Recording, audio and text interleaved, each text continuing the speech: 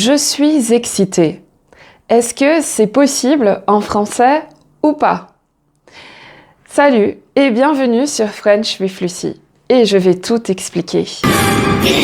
Je suis hyper excité, j'en reviens pas, c'est dingue! Alors, ça, c'est l'exemple d'un film doublé en français. Et pour des raisons techniques, on a traduit littéralement « I am excited »,« je suis excitée ».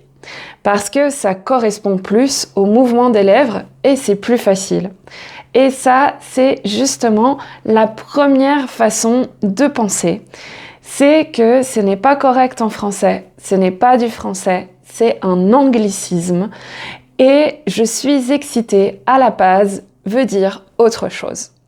Tu as déjà probablement vu des vidéos sur internet en disant « Don't say je suis excitée » en français. Et là, on explique que, en fait, je suis excitée. Ça veut dire I am horny, I am aroused. Ça a une connotation sexuelle et du coup, on peut te dévisager ou te regarder bizarrement. Ça peut créer des malentendus. Mais on a toujours eu ce mot-là pour décrire des enfants. Et oui, le français n'est pas toujours très logique. Par exemple, une maman peut dire « Ah, j'en peux plus, ils sont super excités aujourd'hui, je sais pas qu'est-ce qu'ils ont. » Et là, ça veut dire qu'ils sont vraiment très dynamiques, pleins d'énergie et qu'ils n'arrêtent pas et qu'ils bougent, qu'ils crient tout le temps. Les enfants sont hyper excités.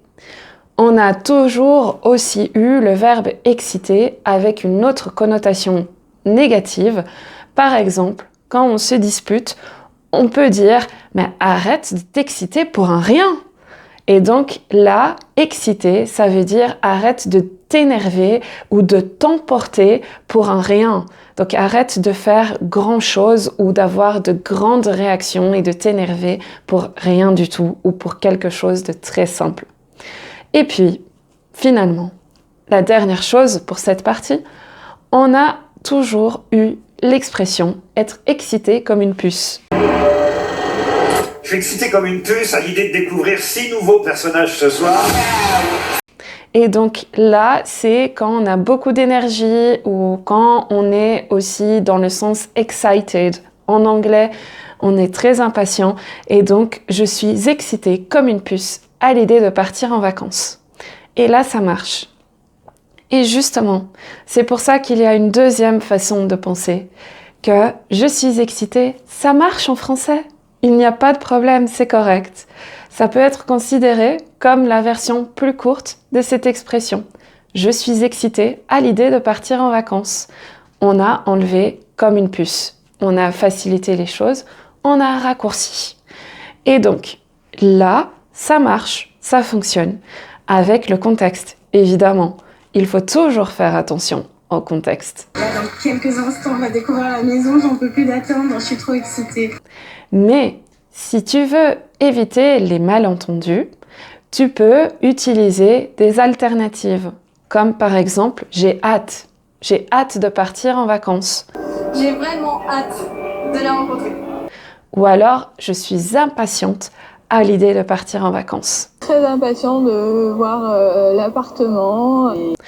Ou bien, une version très formelle et très classique, il me tarde de partir en vacances. Et ça, on l'utilise un peu moins souvent, mais il y a encore des jeunes qui l'utilisent, c'est possible. Maintenant, il me tarde aussi de performer à ce niveau-là en individuel. Ça dépend des personnes.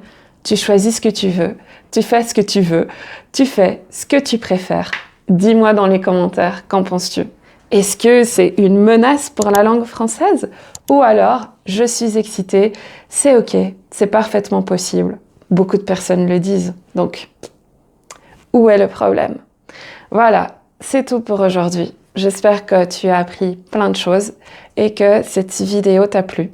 Si c'est le cas et que tu veux continuer à apprendre le français avec moi, abonne-toi et à la prochaine. Ciao!